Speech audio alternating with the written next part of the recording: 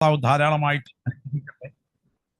നമുക്ക് ഒരുമിച്ച തിരുവെഴുത്തുകളുടെ മുൻപിലായിരിക്കാൻ ദൈവം ഒരുക്കിയ ഈ നല്ല സന്ദർഭത്തിനായി നമുക്ക് എല്ലാവർക്കും ഒരുമിച്ച് ഹൃദയം തുറന്ന് നമ്മുടെ കർത്താവിന് മഹത്വം അർപ്പിക്കുന്ന ഒരു രാത്രിയായി ഈ രാത്രി തീരട്ടെ. കടന്നു വന്നിരിക്കുന്നവരിൽ നിന്ന് എല്ലാവരിൽ നിന്നും സ്തോത്രത്തിൻ്റെയും പ്രാർത്ഥനയുടെയും ശബ്ദം ദൈവസിംഹാസനത്തിങ്കിലേക്ക് ഇന്ന് രാത്രിയിൽ ഉയരണം. വളരെ പ്രാർത്ഥനാപൂർവം നമുക്ക് ദൈവമുഖത്തേക്ക് നമുക്ക് നോക്കാം. ഈ രാത്രിയിൽ തിരുവെഴുത്തിലെ ഏറ്റവും ഗൗരവമേറിയ ഒരു സത്യമായ വേദപുസ്തക പ്രവചനങ്ങളിൽ പ്രസക്തമായ 7 സഭകളെക്കുറിച്ചുള്ള ദൈവിക അരുളപ്പാടുകൾ നമ്മൾ ഒന്നിച്ച് പ്രാർത്ഥനാപൂർവം പങ്കുവയ്ക്കാൻ തുടങ്ങുകയാണ്. അത് കടന്നു വന്നിരിക്കുന്ന ദൈവമക്കൾക്ക് ഒരു വലിയ വിടുതലായി പരിണമിക്കത്തക്ക വിധത്തിൽ ദൈവാത്മാവ് ഇടപെടട്ടെ എന്ന് ഞാൻ കർത്തൃസന്നിധിയിൽ പ്രാർത്ഥിക്കുകയാണ്. ആയതുകൊണ്ട് പ്രാർത്ഥനയോടുകൂടെ നമുക്ക് തിരുവെഴുത്തിലേക്ക് നമ്മുടെ ശ്രദ്ധയെ കേന്ദ്രീകരിക്കാം. ദൈവത്തിന് സ്തോത്രം. നമുക്കറിയാം, വിശുദ്ധ തിരുവെഴുത്തിലെ ഈ വെളിപ്പാട് പുസ്തകത്തിലെ 7 സഭകളാണ് നമ്മൾ തുടർച്ചയായി ധ്യാനിച്ചു കൊണ്ടിരിക്കുന്നത്. മറ്റേതൊരു ഭാഗം ധ്യാനിക്കുന്നതിനേക്കാൾ ഏറ്റവും ഗൗരവമായി കാലോചിതമായി ഈ ഭാഗം ധ്യാനിക്കുന്നത് നമുക്കുണ്ടാക്കുന്ന വ്യതിയാനം എന്താണ് എന്ന് നമ്മൾ ശാന്തമായി ചിന്തിക്കേണ്ടതായിട്ടുണ്ട്.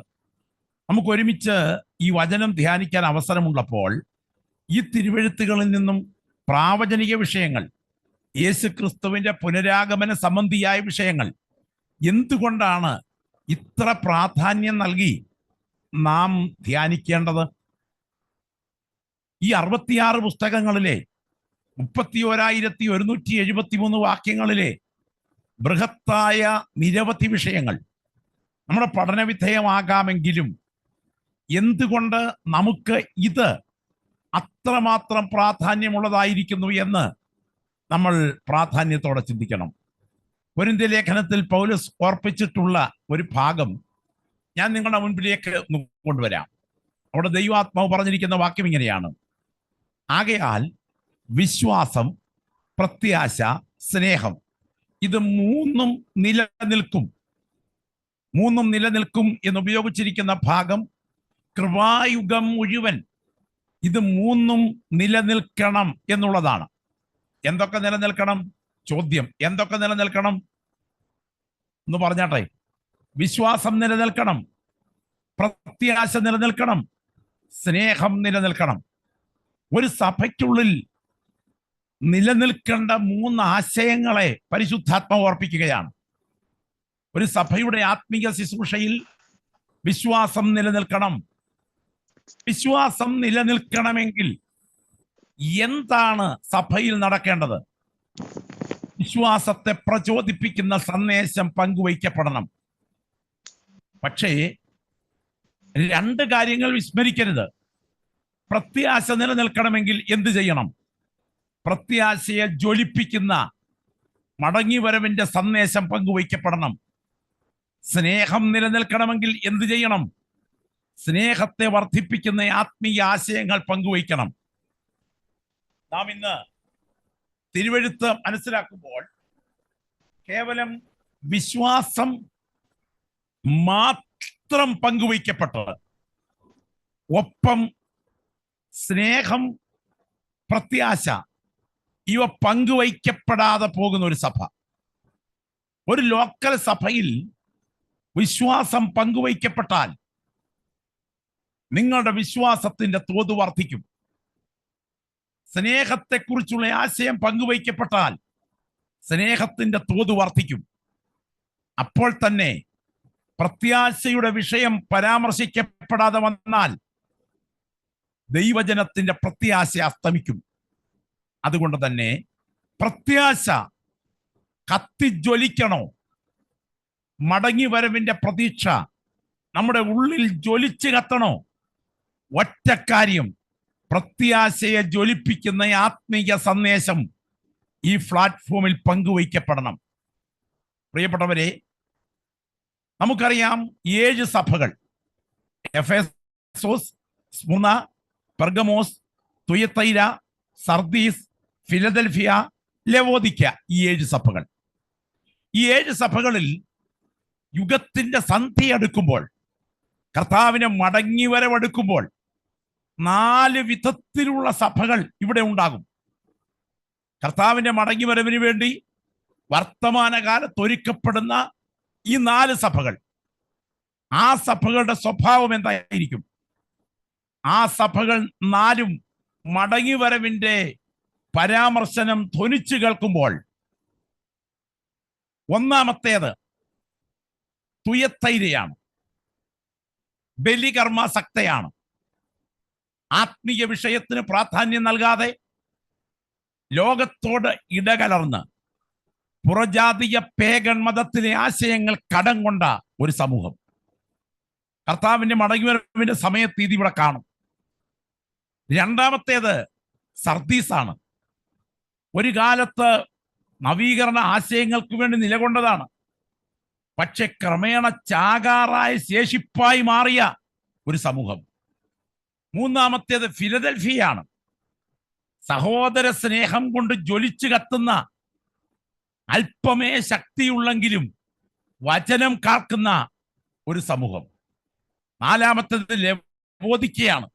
സകലവിധ കൃത്രിപ്പുകളും അനാത്മികതകളും ഒടികുത്തി വാഴുന്ന ഒരു ക്രൈസ്തവ സമൂഹം. അങ്ങനെയെങ്കിൽ 4 വിധത്തിലുള്ള സഭകൾ കർത്താവിന്റെ മടങ്ങിവരവിന്റെ സമയം ഈ ഭൂമിയിൽ ഉണ്ടായിരിക്കും. അതിൽ അല്പമേ ശക്തിയുള്ളെങ്കിലും ദൈവത്തിന്റെ വചനം കേൾക്കുന്ന സഭയായി നമ്മുടെ സഭ മാറട്ടെ എന്ന് ഞാൻ ദൈവസന്നിധിയിൽ പ്രാർത്ഥിക്കുകയാണ്. നിങ്ങൾ പ്രത്യേകം ചിന്തിക്കേണ്ടത്, എഫേസോസിനോടുള്ള കർത്താവിന്റെ സന്ദേശത്തിലേക്ക് നാം കടക്കുകയാണ്. 2-ാമത്തെ അധ്യായം 1-ാമത്തെ വാക്യത്തിലേക്ക് നിങ്ങളുടെ ചിന്തയാൽ ക്ഷണിക്കുന്നു. 2-ാമത്തെ അധ്യായം അതിൻ്റെ 1-ാമത്തെ വാക്യം മുതൽ ഒന്ന് ശബ്ദം ഉയർത്തി വായിച്ച് സഹായിച്ചാട്ടെ. ഈ ലൈവിൽ അതെടുത്ത പ്രിയപ്പെട്ടവർ ആ ഭാഗത്തേക്ക് ശ്രദ്ധ കേന്ദ്രീകരിച്ച് വായിക്കാം. എഫെസോസിലെ സഭയുടെ ദൂതൻ എഴുതുക, 7 നക്ഷത്രം വലങ്കയിൽ പിടിച്ചും കൊണ്ട് 7 പൊൻനിലവിളക്കുകളുടെ നടുവിൽ നടക്കുന്നവൻ അരുളി ചെയ്യുന്നത്, ഞാൻ നിന്റെ പ്രവൃത്തിയും പ്രയത്നവും സഹിഷ്ണുതയും കൊള്ളരുതാത്തവരെ നിനക്ക് സഹിച്ചുകൂടാത്തതും അപ്പോസ്തലന്മാരല്ലാതിരിക്കെ തങ്ങൾ അപ്പോസ്തലന്മാർ എന്ന് പറയുന്നവരെ നീ പരീക്ഷിച്ച് കള്ളന്മാർ എന്ന് കണ്ടതും നിനക്ക് സഹിഷ്ണുതയുള്ളതും എന്റെ നാമനിമിത്തം നീ സഹിച്ചതും തളർന്നു പോകാഞ്ഞതും ഞാൻ അറിയിക്കുന്നു. എങ്കിലും എന്റെ ആദ്യ സ്നേഹം വിട്ടുകളഞ്ഞുവെന്ന് ഒരു കുറ്റം നിന്നെക്കുറിച്ച് പറവാനുണ്ട്. നീ ഏതിൽ നിന്ന് വീണിരിക്കുന്നു എന്ന് ഓർത്ത് മാനസാന്തരപ്പെട്ട് ആദ്യത്തെ പ്രവൃത്തി ചെയ്യുക. അല്ലാഞ്ഞാൽ ഞാൻ വരികയും നീ മാനസാന്തരപ്പെടാഞ്ഞാൽ നിന്റെ നിലവിളക്ക് അതിന്റെ നിലയിൽ നിന്ന് നീക്കുകയും ചെയ്യും. എങ്കിലും നിക്കോലോവ്യരുടെ നടപ്പ് നീ പകയ്ക്കുന്നു എന്നൊരു നന്മ നിനക്കുണ്ട്. അത് ഞാനും പകയ്ക്കുന്നു. ആത്മാവ് സഭകളോട് പറയുന്നത് എന്തെന്ന് ചെവിയുള്ളവൻ കേൾക്കട്ടെ. ജയിക്കുന്നവന് ഞാൻ ദൈവത്തിന്റെ പരിധിയിലുള്ള ജീവവൃക്ഷത്തിന്റെ ഫലം തിന്മാൻ കൊടുക്കും. വളരെ പ്രാർത്ഥനാപൂർവം നമ്മൾ ശ്രദ്ധിച്ച് കേൾക്കേണ്ട സന്ദേശം നമ്മുടെ കർത്താവ് സഭയോട് സംസാരിക്കുകയാണ്. യേശു ക്രിസ്തു സഭയോട് സംസാരിക്കുമ്പോൾ സഭയുടെ യഥാർത്ഥ പിക്ചർ കർത്താവ് കൺമുൻപിലേക്ക് വരച്ചു കൊണ്ടുവരുന്നു. ഇന്ന് ഫോട്ടോ എടുക്കാൻ വീഡിയോഗ്രാഫർമാർ വീഡിയോ എടുക്കാൻ തയ്യാറായാൽ അവർ എടുക്കുന്ന ഉടനെ തന്നെ ആ ഫോട്ടോ ആ വീഡിയോ കക്ഷിക്ക് കൊടുക്കില്ല. അവരതിനകത്ത് എഡിറ്റിംഗ് നടത്തും. നമുക്കറിയാം, ഒരു ചെറിയ ഫോട്ടോ എടുത്താൽ അതിനകത്ത് വേണ്ട എഡിറ്റിംഗ് നടത്തി മാത്രമാണ് ഉപഭോക്താവിന്റെ കയ്യിൽ ആ ഫോട്ടോ കൊടുക്കുക. ആധുനിക ഫോട്ടോഗ്രാഫർമാരെ പോലെ ജീവിതത്തിൽ മറഞ്ഞിരിക്കുന്ന തെറ്റുകളെയെല്ലാം മറന്നു കളഞ്ഞതിന് ശേഷം എഡിറ്റ് ചെയ്ത് അവതരിപ്പിക്കുന്ന കർത്താവിനെ അല്ല നമുക്ക് എഫേസോസിൽ കാണാൻ കഴിയുന്നത്. അവൻ എഡിറ്റിംഗ് എന്നൊന്നില്ല. വെളിപ്പാട് പുസ്തകം 1-ാം അധ്യായത്തിൽ അവനെക്കുറിച്ച് നാം വായിക്കുന്ന ഭാഗം വിശ്വസ്ത സാക്ഷി എന്നാണ്. അവിടുത്തെ അധരപുടങ്ങളിൽ നിന്നും പെയ്തു വീഴുന്ന വചനം സത്യമാണ്. സത്യവിരുദ്ധമായൊരു പരാമർശനം അവിടുന്ന് അവതരിപ്പിക്കാറില്ല. ദിവ്യ നീതിയുടെ തൂക്കുകട്ട പിടിച്ചുകൊണ്ട് സഭയുടെ നിലയ്ക്ക് നേരെ കർത്താവിന്റെ കണ്ണുകൾ പായുകയാണ്. കർത്താവ് ഈ വിഷയം സംബന്ധിച്ച് സംസാരിക്കുമ്പോൾ കർത്താവിനറിയാം ഗുരുതരമായ ഒരു രോഗം ഈ സഭയെ ബാധിച്ചു കഴിഞ്ഞു. ആ രോഗം മരണകരമായ ക്യാൻസർ പോലെയാണ്.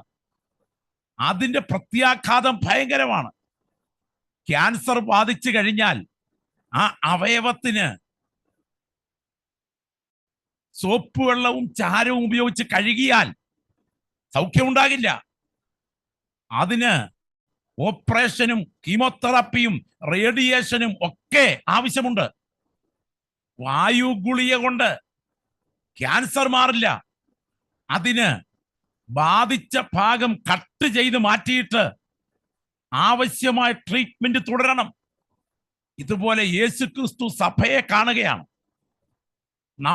നമ്മൾ പാപം, വീഴ്ച എന്ന് വിശേഷിപ്പിക്കുന്ന ചില പാപങ്ങളുണ്ട്. കൊലപാതകം ചെയ്താൽ നമ്മൾ വീഴ്ചയാണെന്ന് പറയും. വ്യഭിചാരം ചെയ്താൽ നമ്മൾ വീഴ്ചയാണെന്ന് പറയും. എന്നാൽ സഭയ്ക്കകത്ത് സ്നേഹത്തിന്റെ തോത് കുറഞ്ഞപ്പോൾ അത് വീഴ്ചയാണെന്ന് യേശു കണ്ടെത്തുകയാണ്. ഇവിടെ നമ്മൾ തിരിച്ചറിയേണ്ട ഒരു യാഥാർത്ഥ്യമുണ്ട്. എന്താണ് എഫേസോസ് സഭയുടെ പതന കാരണം? നിങ്ങൾ ആ ഭാഗത്തേക്കൊന്ന് ശ്രദ്ധ കേന്ദ്രീകരിക്കണം. ഒരു കറുത്ത പ്രതലം ചോക്ക് കൊണ്ട് എഴുതാൻ നല്ലതാണ്. ഇതുപോലെ സഭയോട് സംസാരിക്കുമ്പോൾ നമ്മുടെ കർത്താവ് പ്രശംസിക്കുന്ന ഒരു പ്രതലം കൺമുൻപിൽ വരച്ചു കാട്ടുന്നുണ്ട്. എന്താണ് അവരെ പ്രശംസിക്കുന്നത്?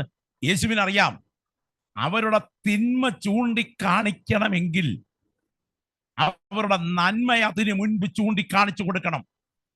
ഒരു വ്യക്തിയുടെ നന്മ ചൂണ്ടിക്കാണിക്കാതെ ആ വ്യക്തിയുടെ തിന്മ ചൂണ്ടിക്കാണിക്കരുത് എന്ന തത്വം ഗ്രഹിച്ചുകൊണ്ട് യേശു ആ സമൂഹത്തിന്റെ നന്മ ചൂണ്ടിക്കാണിക്കുകയാണ്. എന്താണ് അവരുടെ നന്മ? ദൈവത്തിന് സ്തോത്രം. ഞാൻ നിന്റെ പ്രവൃത്തിയും, രണ്ടാമത്തെ വാക്യത്തിൽ പറയുന്നു, ഞാൻ നിന്റെ പ്രവൃത്തിയും, ഞാൻ നിന്റെ പ്രയത്നവും, നിന്റെ സഹിഷ്ണുതയും, കൊള്ളരുതാത്തവരെ നിനക്ക് സഹിച്ചുകൂടാത്തതും, അപ്പോസ്തലന്മാരല്ലാതിരിക്കെ അപ്പോസ്തലന്മാരെന്ന് കളവായി പറഞ്ഞവരെ നീ പരീക്ഷിച്ച് കള്ളന്മാരായി കണ്ടതും, എന്റെ നാമം നിമിത്തം നീ സഹിച്ചതും, തളർന്നു പോകാത്തതും. നോക്കുക, ബ്ലാക്ക് ബോർഡിൽ കറുത്ത പ്രതലത്തിൽ വെള്ളച്ചോക്കിൽ എഴുതുന്നത് പോലെ ആകാശത്തിലേക്ക് വിരൽ ചൂണ്ടിക്കൊണ്ട് ചോക്കെടുത്ത് ശൂന്യാന്തരീക്ഷത്തിൽ എഴുതുന്ന എഴുത്തല്ല. അവരെ കുറിച്ച് പ്രശംസിച്ച് പറയാനുള്ള ഒരു വലിയ പറ്റം കൂട്ടം കാര്യങ്ങൾ എഴുതി അവതരിപ്പിക്കുകയാണ്.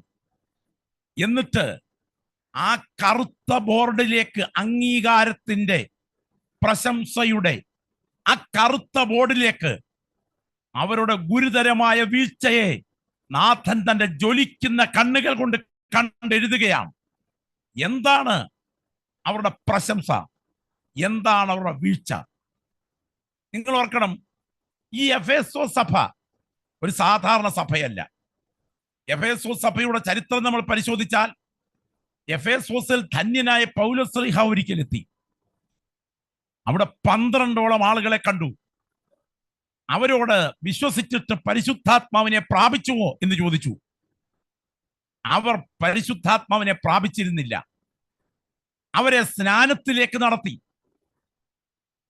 തെറ്റായ സ്നാനത്തിന്റെ ആപ്തവാക്യത്തെ തിരുത്തി കുറിച്ചുകൊണ്ട് ശരിയായ ആശയത്തിൽ സ്നാനത്തിന്റെ ആപ്തവാക്യം ഏറ്റുവാങ്ങത്തക്ക വിധം അവർ സ്നാനമേറ്റു.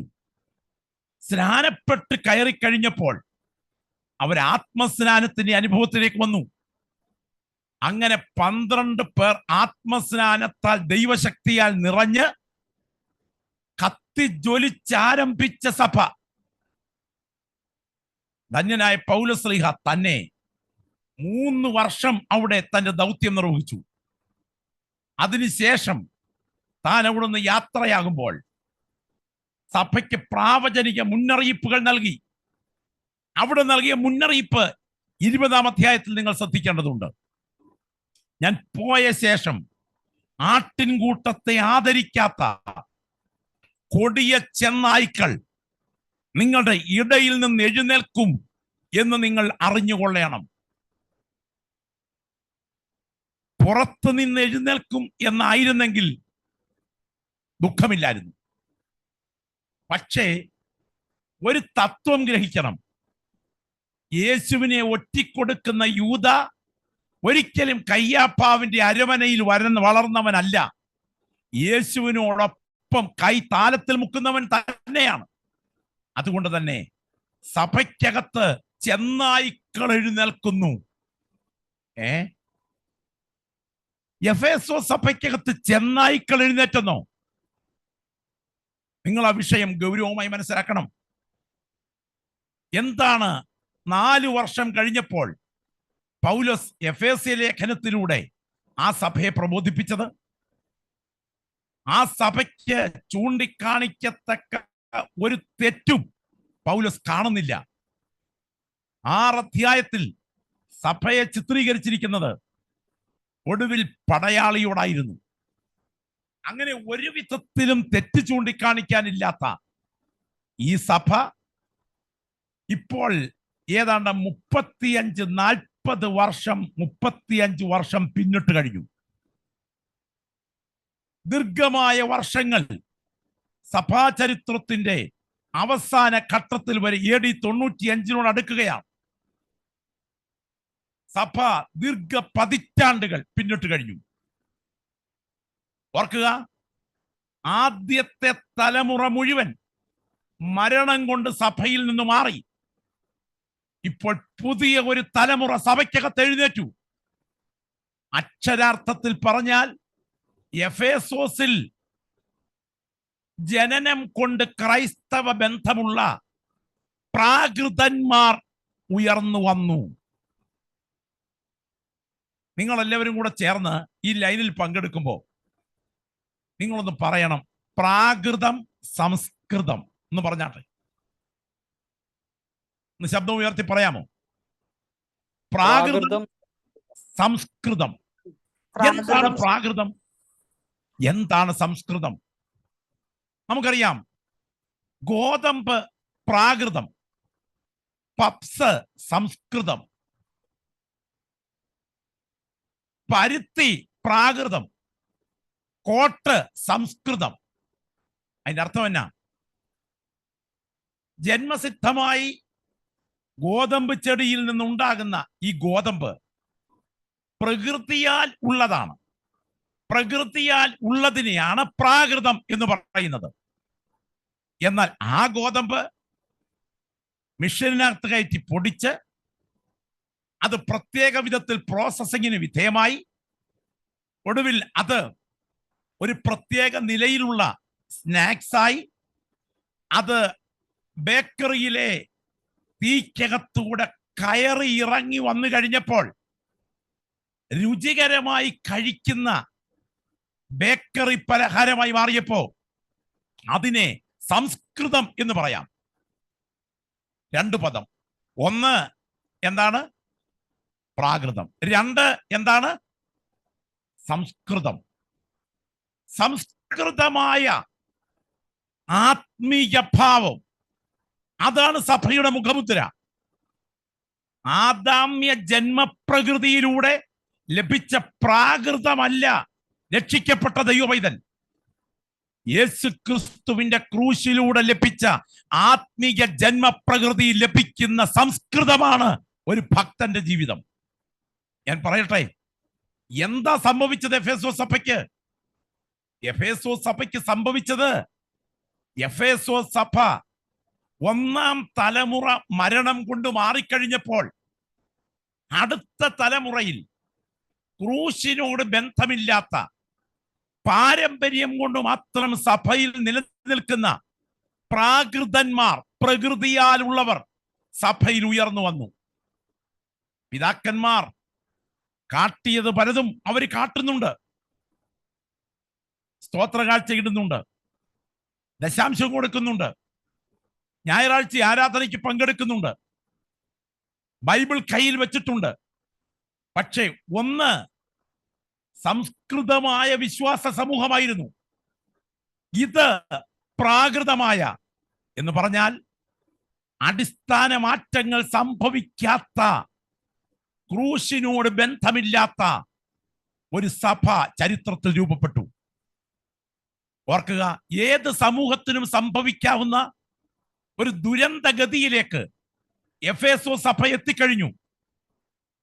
തറവാടിന്റെ മഹത്വം കൊണ്ട്, ജനിച്ചു വീണ കുടുംബത്തിന്റെ ശ്രേഷ്ഠത കൊണ്ട്, നാം ആയിരിക്കുന്ന മതത്തിന്റെ കെട്ടുപാട് കൊണ്ട് യേശുവിന്റെ ബന്ധം നമ്മിൽ തുടങ്ങുന്നില്ല. അത് ക്രിസ്തുവിനോടുള്ള അടങ്ങാത്ത സ്നേഹത്തിൽ നിന്ന് ജ്വലിച്ച് കത്തേണ്ടതുണ്ട്. പക്ഷേ സഭയ്ക്കൊരു അപകടം സംഭവിച്ചു.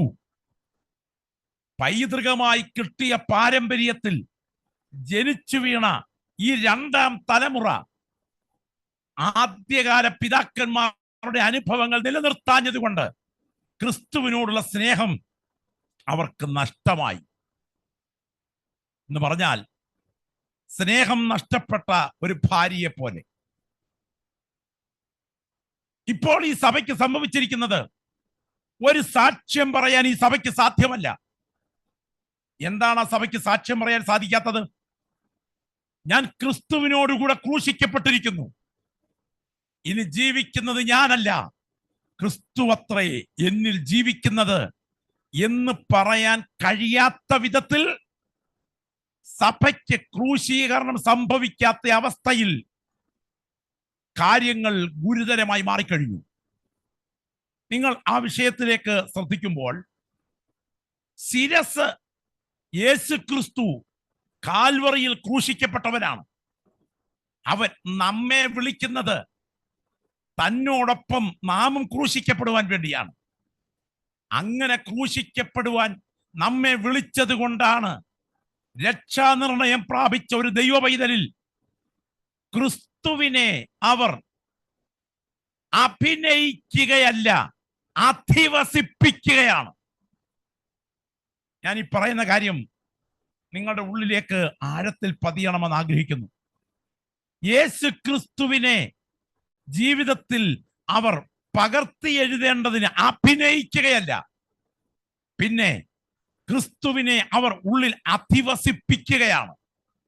ക്രിസ്തുവിന്റെ അധിവാസം. എഫേസോ സഭയ്ക്ക് സംഭവിച്ചത് എന്താണ്? എഫേസോ സഭയ്ക്ക് സംഭവിച്ചത് പാരമ്പര്യം കൊണ്ട് സംസ്കൃതമായി അതേ പ്രാകൃതമായി പോയ ഒരു സഭ. ഗലാത്യ ലേഖനത്തിലേക്ക് നിങ്ങളൊന്ന് വന്നാട്ടെ. യഥാർത്ഥ വിശ്വാസ സമൂഹത്തിന്റെ ചിത്രം ദൈവാത്മാവിടെ കാണിക്കുകയാണ്. ഗലാത്യർ 2:20 വായിച്ചാട്ടെ.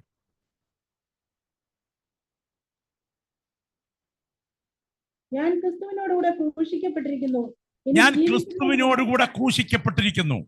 ഇനി ജീവിക്കുന്നത് ഞാനല്ല, ജീവിക്കുന്നത് ഞാനല്ല, ക്രിസ്തു അത്രേ എന്നിൽ ജീവിക്കുന്നു. ക്രിസ്തു അത്രേ എന്നിൽ ജീവിക്കുന്നത്. എഫേസോ സഭയ്ക്ക് ഇപ്പോൾ എന്താ പറയാനുള്ളതെന്ന് അറിയാമോ? വർഷങ്ങൾ പിന്നിട്ടു, പിതാക്കന്മാർ മൺമറഞ്ഞു, ഞങ്ങൾ അവരുടെ പിന്തലമുറക്കാരായി സഭയിലുണ്ട്. ഞങ്ങൾ ഞങ്ങളുടെ ജഡത്തിന്റെ ജീവിതം ഞങ്ങൾ ജീവിച്ചുകൊണ്ടിരിക്കുകയാണ്. എന്നാൽ ഓർക്കണം, ഒരു യഥാർത്ഥ ദൈവ പൈതൽ ക്രിസ്തുവിനോടുകൂടെ ക്രൂശിക്കപ്പെടുകയാണ് എന്ന് പറഞ്ഞാൽ അതിന്റെ അർത്ഥം അവന്റെ സ്വകാര്യ ജീവിതം, അവന്റെ സ്വന്തം ഇച്ഛകൾക്കനുസരിച്ച് നടത്താനുള്ള സ്വാതന്ത്ര്യം അവസാനിച്ചിട്ട് യേശു ക്രിസ്തുവിന്റെ ജീവിതം അവനിലൂടെ പ്രദർശിപ്പിച്ച് കാണിക്കുന്ന ഒരു നിലയിലേക്ക് സ്വഭാവമാറ്റം വരികയാണ്. ഞാൻ ചോദിക്കട്ടെ, നിങ്ങൾ ഒരു ബുക്കിനകത്ത് ഒരു പേപ്പർ വെച്ച് അത് ബോംബെക്ക് അയച്ചാൽ ആ ബുക്കിനകത്തെ പേപ്പർ നേരെ ബോംബെയിൽ എത്തിച്ചേരുകയല്ലേ? തിരിച്ചത് കേരളത്തിലേക്ക് വന്നാൽ അത് കേരളത്തിൽ വരികയില്ലേ? ഇതുപോലെ ഇന്നേക്ക് 2000 കൊല്ലങ്ങൾക്ക് പുറകിൽ യേശു ക്രിസ്തു കാൽവറിയിൽ മരിച്ചപ്പോൾ ഞാനും ക്രിസ്തുവിനോടുകൂടെ അവിടെ ക്രൂശിക്കപ്പെട്ടിരുന്നു എന്ന് പറയത്തക്ക വിധം യേശു ക്രിസ്തുവിന്റെ അധിവാസം എന്റെ ജീവിതത്തിൽ സംഭവിച്ചിട്ട് സ്നാനക്കുളത്തിൽ നിന്ന് കയറുന്ന ഞാൻ തലയിൽ ഏറ്റുവാങ്ങുന്ന അനുഗ്രഹത്തോടൊപ്പം കർമ്മികരിൽ നിന്ന് കേൾക്കുകയാണ്, മരണപര്യന്തം വിശ്വസ്തനായിരിക്ക, എന്നാൽ നീയും ജീവകിരീടം പ്രാപിക്കും എന്ന് പറഞ്ഞാൽ മരണത്തിലും വിശ്വസ്തനാകത്തക്ക വിധം ക്രിസ്തുവിനോടുകൂടെ ക്രൂശിക്കപ്പെട്ടയാൾ കല്ലറയിൽ നിന്ന് ക്രിസ്തു ഉയർത്തതുപോലെ ജലത്തിൽ നിന്നും പുറത്തു വരുന്ന വ്യക്തിപരമായ അനുഭവം പ്രാപിച്ച് ഇവർ മുൻപിലെത്തുകയാണ്. എഫേസോസ് സഭയ്ക്ക് സംഭവിച്ചത് പിതാക്കന്മാർ പാടിപ്പഴകിയ പല്ലവികൾ പാടിയിട്ട് ഉയർത്തിയ ആത്മീയ സത്യങ്ങൾ പ്രാധാന്യമില്ലാത്തതായി മാറിയിട്ട് ഒരു പുതിയ ജനറേഷൻ പഴയ രക്തത്തിൽ പിറന്നു വീണ് പ്രാകൃത ബന്ധങ്ങളിൽ ഒരു സഭ ഉയർന്നു വന്നു. പക്ഷേ സഭയ്ക്ക് ക്രിസ്തുവിനോടുള്ള ആന്തരിക സ്നേഹം നഷ്ടമായി. ഇവിടെയാണ് ക്രിസ്തുവിനോടുള്ള നമ്മുടെ ക്രിസ്തുവിന്റെ അധിവാസത്തിന് ജീവിതത്തെ പാത്രമാക്കേണ്ടതിന്റെ ആവശ്യകത. യോഹന്നാന്റെ സുവിശേഷം 14-ാം അധ്യായം 20-ാം വാക്യം നിങ്ങളൊന്ന് നോട്ട് ചെയ്യണം. അവിടെ നമ്മുടെ വാഴ്ത്തപ്പെട്ട കർത്താവ് വേദപുസ്തകം ഒരു ദേവാലയമാണെങ്കിൽ അതിന്റെ അതിപരിശുദ്ധ സ്ഥലത്തെ പെട്ടക സ്ഥാനമാണ് യോഹന്നാൻ 14 അല്ലെങ്കിൽ യോഹന്നാൻ 17 യാത്ര പറയാൻ തുടങ്ങുന്ന യേശുവിന്റെ മുഖത്തേക്ക് നോക്കിക്കൊണ്ട് ആശ്രയരഹിതരായി പോകുമോ എന്നുള്ള ഭാരത്തിൽ ശിഷ്യന്മാർ ഇരിക്കുമ്പോൾ കർത്താവ് അവന്റെ അധരങ്ങളിൽ നിന്നും ഏറ്റവും ഗൗരവമായ സന്ദേശം പങ്കുവയ്ക്കുകയാണ്. സംഭവിക്കാൻ തുടങ്ങുന്ന കാൽവറി മരണത്തിന്റെ പ്രത്യാഘാതം എന്താണ്? ഒന്ന് വായിച്ചാട്ടെ, 14-ന്റെ 20-ാമത്തെ വാക്യം. ഞാൻ എന്റെ പിതാവിലും നിങ്ങൾ എന്നിലും ഞാൻ നിങ്ങളിലും എന്ന് നിങ്ങൾ അന്ന് അറിയും. ഞാൻ എന്റെ പിതാവിലും നിങ്ങൾ എന്നിലും. അങ്ങനെയാണെങ്കിൽ യേശു ക്രിസ്തുവിന്റെ വ്യക്തിത്വം രക്ഷിക്കപ്പെട്ട ദൈവ പൈതലിലേക്ക് ആളത്വപരമായി ഇറങ്ങുകയാണ്. യോഹന്നാൻ 17-ന്റെ വാക്യം ഒന്ന് വായിച്ചാട്ടെ. യോഹന്നാൻ 17-23. നിങ്ങൾ ശ്രദ്ധിക്കുക, എന്താണ് എഫേസോസ് സഭയുടെ കുറവ്? വായിച്ചാട്ടെ. ഞാൻ അവർക്ക് കൊടുത്തിരിക്കുന്നു, നീ എന്നെ അയച്ചിരിക്കുന്നുവെന്നും നീ എന്നെ സ്നേഹിക്കുന്നത് പോലെ അവരെയും സ്നേഹിക്കുന്നുവെന്നും ലോകം അറിവാൻ നാം ഒന്നായിരിക്കുന്നത് പോലെ അവരും ഒന്നാകേണ്ടതിന് വായിച്ചാട്ടെ. ഞാൻ അവരിലും എന്നിലുമായി അവർ വ്യക്തമായി വായിച്ചാട്ടെ. ഞാൻ അവരിലും, ശബ്ദമുയർത്തി വായിച്ചേ. ഞാൻ അവരിലും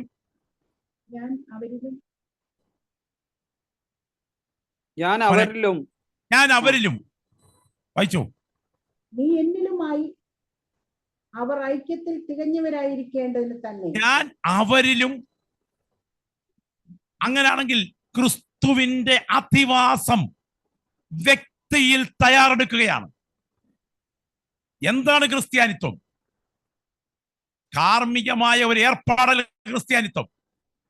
യേശു ക്രിസ്തുവിന്റെ അധിവാസം ഒരു വ്യക്തിയിൽ സംഭവിക്കുകയാണ്. എഫേസ്യർ 3:17 നോട്ട് ചെയ്യണം. പൗലോസ് അവിടെ പ്രാർത്ഥിക്കുന്ന പ്രാർത്ഥന എന്താണ്? ക്രിസ്തു വിശ്വാസത്താൽ നിങ്ങളുടെ ഹൃദയങ്ങളിൽ വസിക്കേണ്ടതിന്. അങ്ങനെയാണെങ്കിൽ ഒരു ദൈവ പൈതൽ എന്ന അർത്ഥത്തിന്റെ സ്ഥാനം വിശ്വാസത്താൽ ക്രിസ്തു ഹൃദയത്തിൽ അധിവസിച്ചിറങ്ങുകയാണ്. കൊലോസ്യർ 1:27. ആ മർമ്മം മഹത്വത്തിന്റെ പ്രത്യാശയായ ക്രിസ്തു നിങ്ങളിൽ ഇരിക്കുന്നു. അങ്ങനെയാണെങ്കിൽ എന്താണ് ക്രിസ്തീയ തത്വം? ക്രിസ്തീയ തത്വം ഒരു അധിവാസമാണ്. ക്രിസ്തു വിശ്വാസിക്കകത്തേക്ക് ഇറങ്ങി വസിക്കുന്നു. വെളിപ്പാട് പുസ്തകത്തിന്റെ 3:20 പറയുമ്പോൾ അപകട മുന്നറിയിപ്പ് നൽകുന്നുണ്ട്. ഞാൻ വാതിക്കൽ നിന്ന് മുട്ടുന്നു. വെളിപ്പാട് 3:20. അതിന്റെ അർത്ഥം എന്താ? വ്യക്തിയുടെ ഹൃദയത്തിൽ നിന്ന്, സഭയുടെ ഉള്ളറയിൽ നിന്ന് ക്രിസ്തു പുറത്തുപോയി കഴിഞ്ഞു. ഒരു വസ്തുത ഓർക്കുക, സഭയുടെ ഏറ്റവും വലിയ അപകടമാണ് ക്രിസ്തു വ്യക്തിയിൽ, വ്യക്തി ക്രിസ്തുവിൽ. എന്താണ് ഇതിന്റെ അർത്ഥം? നമ്മളൊക്കെ കൂന്താലിയും വാക്കത്തിയും ഒക്കെ കാച്ചിക്കാൻ കൊല്ലന്റെ അടുക്കൽ പോയിട്ടുള്ളത് ഓർക്കുന്നുണ്ടല്ലോ. കൊല്ലന്റെ അടുക്കലേക്ക് ചെന്ന് ഈ തുരുമ്പിച്ച കരിക്കട്ട പോലായ ഈ പ്രാകൃതമായ വാക്കത്തി അല്ലെങ്കിൽ കൂന്താലി അങ്ങോട്ട് കൊടുക്കുമ്പോ കൊല്ലൻ കൊലയുടെ മുൻപിലേക്ക് ഇതിനെ അങ്ങോട്ട് കയറ്റി വെച്ച് കുറച്ച് കരിക്കട്ട വാരിയതിന് മുകളിലേക്ക് പൊത്തിവെച്ചതിന് ശേഷം അല്പം തീജ്വാലയിട്ട് ഈ ഒല ഊതാൻ തുടങ്ങും. ഊതിക്കൊണ്ടിരിക്കുമ്പോൾ കരിക്കട്ട കനൽക്കട്ടയാകും. കനൽക്കട്ടയുടെ ജ്വലിക്കുന്ന തീ ക്രമേണ കൂന്താലിയിലേക്ക് കയറിപ്പിടിക്കും.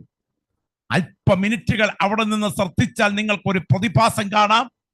കൂന്താലി ഏതാ, കനൽക്കട്ട ഏതാ എന്ന് തിരിച്ചറിയാൻ കഴിയാത്തൊരു മാച്ചിങ് ഇതിനകത്ത് സംഭവിക്കും.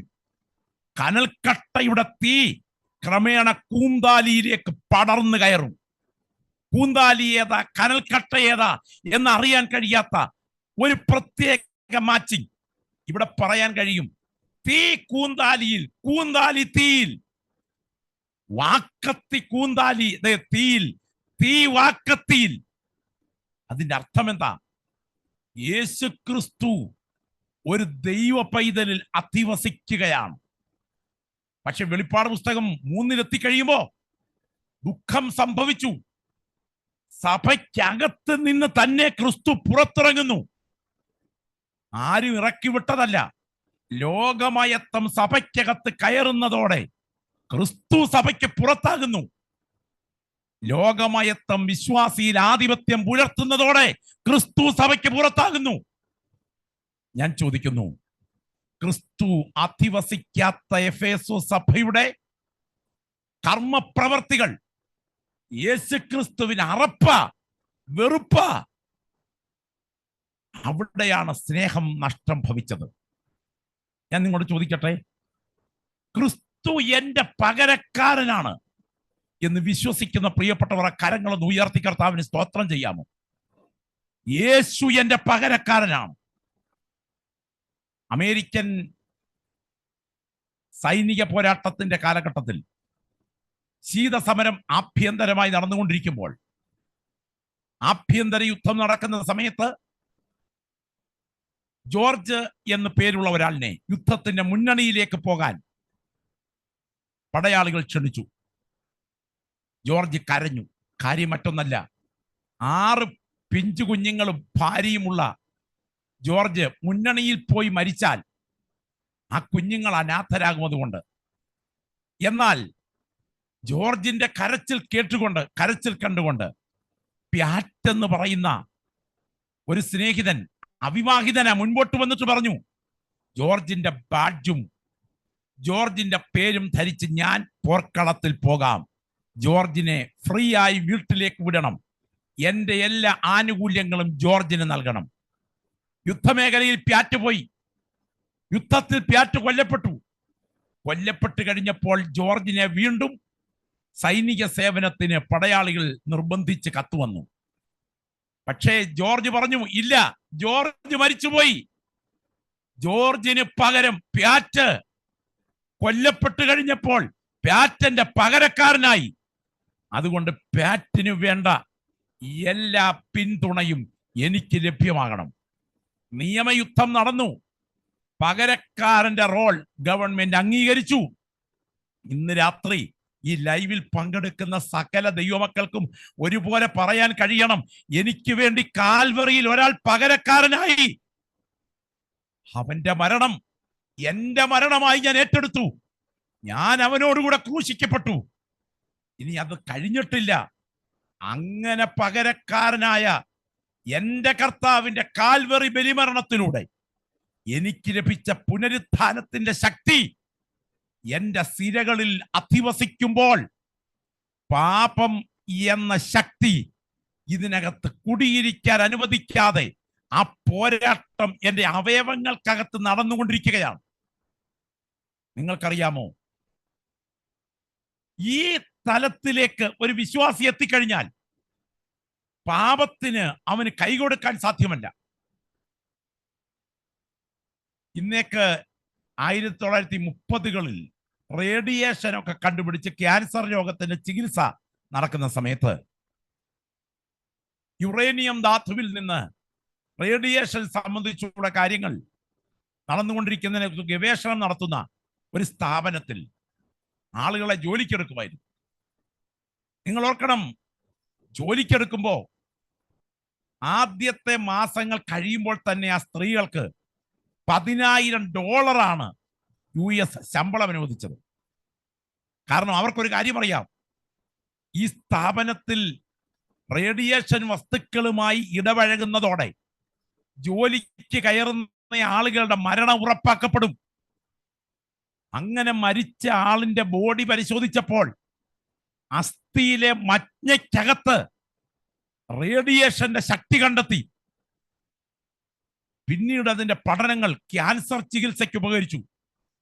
ശരീരത്തിലെ മാരകമായ സെല്ലുകളെ നശിപ്പിക്കാൻ റേഡിയേഷന് കഴിവുണ്ട് എന്ന് മനസ്സിലാക്കുമ്പോൾ അത് കൈകാര്യം ചെയ്ത ആളുകളുടെ അസ്ഥിക്കകത്തേക്ക് അതിന്റെ ശക്തി വ്യാപരിച്ചിട്ട് ശരീരത്തിന്റെ കോശങ്ങളെ കൊല്ലാൻ ഇതിന് ശേഷിയുള്ളതുപോലെ തന്നെ യേശു ക്രിസ്തു എന്ന ചരിത്രത്തിലെ ഏറ്റവും ശക്തിയേറിയ റേഡിയേഷൻ ഒരു ദൈവപൈതൽ കരം നീട്ടി ഏറ്റുവാങ്ങിയപ്പോൾ പാപത്തിന്റെ ക്യാൻസർ അണുക്കളെ മുഴുവൻ കൊല്ലത്തക്ക വിധം യേശുവിന്റെ ദിവ്യശക്തി ഒരു വ്യക്തിയുടെ ഉള്ളിൽ അധിവസിച്ചുകൊണ്ട് അവന്റെ അവയവങ്ങളിൽ പോരാടുകയാണ്. അങ്ങനെയാണെങ്കിൽ യേശുവിനോടുള്ള ഒരു സ്നേഹം അസാധാരണ സ്നേഹമാണ്. യേശുവിനോടുള്ള തിളയ്ക്കുന്ന സ്നേഹം വർദ്ധിക്കുന്ന സഭയ്ക്ക് അവനെ വിട്ടുപിരിയാൻ സാധ്യമല്ല. പൂച്ചയ്ക്ക് മീനിനോട് ഒരാസക്തി ഉള്ളതുപോലെ പാപത്തോട് ആസക്തി ഭരിക്കുന്നെങ്കിൽ അതിന്റെ അർത്ഥം നിന്റെ സിരകളിൽ യേശു എന്ന റേഡിയേഷൻ സംഭവിച്ചിട്ടില്ല. അതോടുകൂടെ സംഭവിക്കുന്നത് വലിയ അപകടമാണ്. യേശു സഭയെ കൈവിട്ടു പോകും. ഞങ്ങളുടെ അടുത്താണ് പമ്പയാർ. 99 വെള്ളപ്പൊക്കത്തിന് ഒഴുകി വന്ന കമ്പിളിക്കെട്ട് കയറിപ്പിടിച്ചിട്ട് കരയ്ക്കടുപ്പിക്കാൻ ശ്രമിക്കുന്ന ചെറുപ്പക്കാരനോട് കരയിൽ നിന്ന് ഈ ആളുകൾ പറഞ്ഞു, അടുപ്പിച്ചു കൊണ്ടുവാ. അപ്പോൾ അദ്ദേഹം വിളിച്ചു പറഞ്ഞു, ഇല്ല, അടുപ്പിക്കാൻ പറ്റുന്നില്ല. എന്നാൽ നീ വിട്ടിട്ട് പോര്. അപ്പൊ ചെറുപ്പക്കാരൻ വിളിച്ചു പറഞ്ഞു, ഞാൻ വിട്ടിട്ടും എന്നെ വിടുന്നില്ല. ഞാൻ പറയട്ടെ, ഇതാണ് പാപം. നാം വിട്ടാലും നമ്മെ വിടാത്ത വിധത്തിൽ ആധിപത്യം പുലർത്തുന്ന പാപം സിരകളിൽ വ്യാപരിച്ചാൽ ക്രിസ്തുവിനോടുള്ള ജ്വലിക്കുന്ന സ്നേഹം അസ്തമിക്കും. പ്രിയപ്പെട്ടവരെ, ഈ ദൂത് ഇന്ന് രാത്രിയിൽ കേട്ടുകൊണ്ടിരിക്കുമ്പോൾ ആദാമ്യ ജന്മപ്രകൃതി രക്തത്തിൽ തിളയ്ക്കുമ്പോൾ യേശു ക്രിസ്തു മുഖാന്തരമുള്ള വീണ്ടും ജനനത്തിന്റെ പ്രകൃതി നിലനിൽക്കാൻ കഴിയാതെ വരുമ്പോൾ യേശുവിനോടുള്ള സ്നേഹം വ്യക്തിയിൽ അസ്തമിക്കും. അങ്ങനെ അസ്തമിച്ചാൽ ക്രിസ്തു സഭയിൽ നിന്ന് പുറത്തു പോകും. വിഷയത്തിന്റെ ഗൗരവം നിങ്ങൾ തിരിച്ചറിയണം. ഒരിക്കൽ ചൈനയിൽ അതിഭയങ്കരമായ പീഡനം നടന്നുകൊണ്ടിരിക്കുക. ഒരു സ്കൂളിന്റെ 4 വശവും ബന്ദ് ചെയ്തതിനു ശേഷം പട്ടാളക്കാർ ചൈനയിൽ ആ സ്കൂളിന്റെ എൻട്രൻസിലെത്തി. ഒരു തടിക്കുരിശെടുത്ത പ്രവേശന കവാടത്തിൽ വെച്ചിട്ട് പറഞ്ഞു, ഇറങ്ങി വരുന്ന സകല കുട്ടികളും തടിക്കുരിശിനെ ചവിട്ടി കടന്നു പോകണം. പ്രതീകമായി ക്രൂശിനെ നിന്ദിക്കുക എന്നതായിരുന്നു. എന്തിന്? ആദ്യത്തെ 7 കുട്ടികൾ ഒന്നിനു പുറകെ ഒന്നായി ചവിട്ടിക്കടന്നുപോയി. 8ാമത്തെ കുട്ടി വന്ന് ക്രൂശിന്റെ മുൻപിൽ മുട്ടുകുത്തി ആലിംഗനം ചെയ്തപ്പോൾ അവൾ വെടിയേറ്റ് വീണു. തൊട്ടുപുറകെ 100ഓളം കുട്ടികൾ രക്തസാക്ഷികളായി മാറി. ഞാൻ പറഞ്ഞു വന്നതിന്റെ സാരം എന്തെന്നറിയാമോ?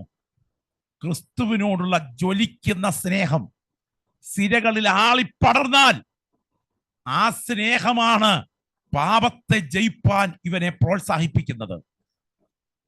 ബൊഹീമിയയിലെ ഒരു വിശുദ്ധൻ, അദ്ദേഹം വിശ്വാസ സത്യത്തിനു വേണ്ടി ബലിയായി മാറാൻ തുടങ്ങിയപ്പോൾ ഒരു ചിതക്കുറ്റിയിൽ ബന്ധിച്ച് കയറുകൊണ്ട് കെട്ടിയിട്ട് അദ്ദേഹത്തെ കത്തിച്ചു കൊല്ലാൻ തുടങ്ങുന്ന സമയം ചിതക്കുറ്റിക്കകത്തോട്ട് അടുത്തതിന് ശേഷം ആദ്യം ചിതക്കുറ്റിയെ ഈ ഭക്തൻ ചുംബിച്ചു. എന്നിട്ട് അദ്ദേഹം ഇങ്ങനെ പറഞ്ഞു, നിത്യ വീട്ടിലേക്ക് എന്നെ കൊണ്ടുപോകുന്ന എന്റെ രക്ഷകന്റെ സന്നിധിയിൽ എന്നെ എത്തിക്കുന്ന ചിതക്കുറ്റിയെ ഞാൻ ചുംബിക്കട്ടെ. യേശുവിനോടുള്ള സ്നേഹം മരണത്തെ ചുംബിക്കാൻ എന്നെ പ്രേരിപ്പിക്കുന്നു. ഇന്ന് രാത്രി വിശുദ്ധ തിരുവെഴുത്ത് നിങ്ങളോട് സംസാരിക്കുന്നു. ആദ്യ സ്നേഹം വിട്ടുകളഞ്ഞു എന്നൊരു കുറ്റം നിന്നെക്കുറിച്ച് പറവാനുണ്ട്. ഈ ക്ലാസ് ഇവിടെ അവസാനിക്കുമ്പോൾ ഞാൻ ചോദിക്കുന്നു, എന്താണ് അങ്ങനെയെങ്കിൽ ഈ ചെയ്യുന്ന സേവനത്തിന്റെ പുറകിലെ പ്രേരണ എന്താ? എഫെസോസ് സഭയെ, നിന്റെ സേവനത്തിന്റെ പുറകിലെ പ്രേരണ നമ്മൾ മനസ്സിലാക്കേണ്ടതുണ്ട്.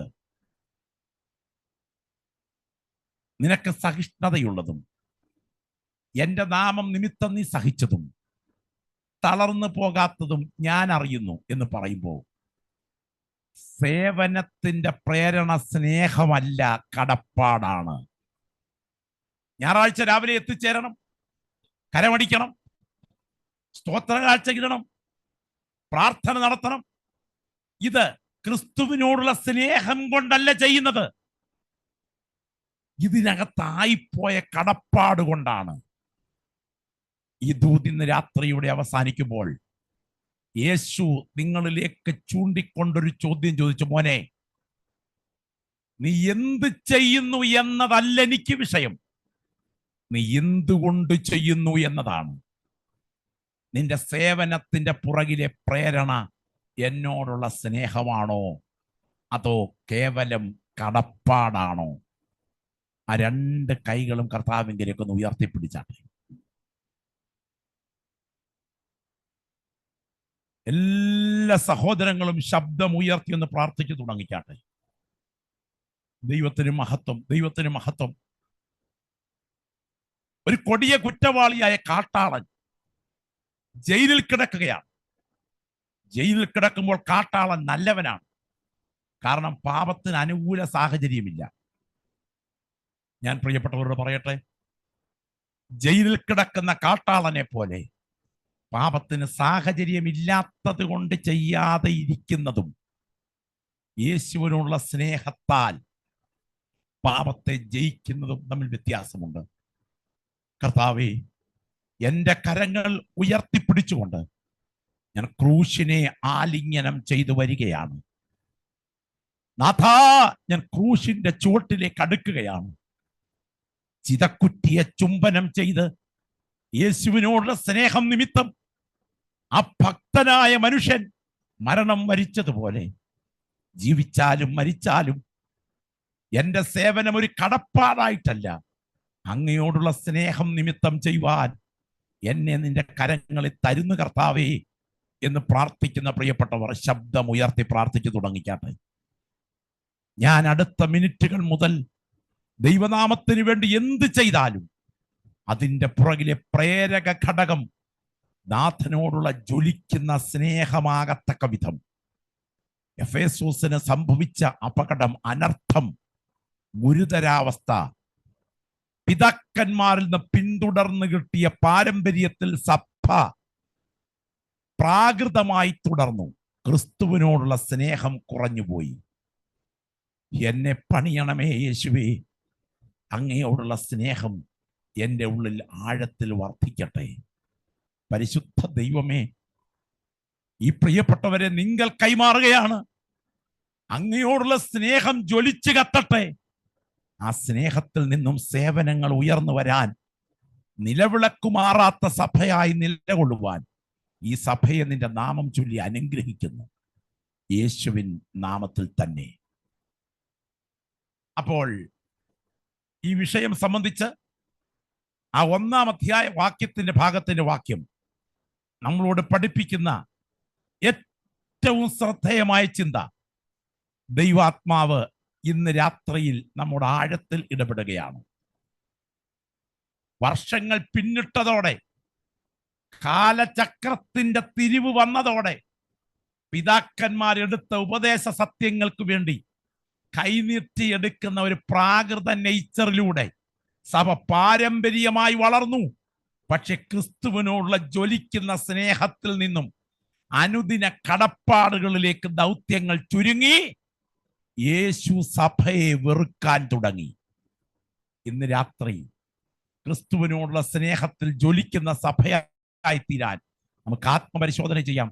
നമ്മോട് തന്നെ നമുക്ക് സ്വയം ചോദിക്കാം, ഞാൻ ചെയ്യുന്ന ഈ സേവനത്തിന്റെ പ്രേരണ സ്നേഹമാണോ അതോ ഒരു കടപ്പാടാണോ? ദൈവം പ്രിയപ്പെട്ടവരെ ധാരാളം അനുഗ്രഹിക്കട്ടെ.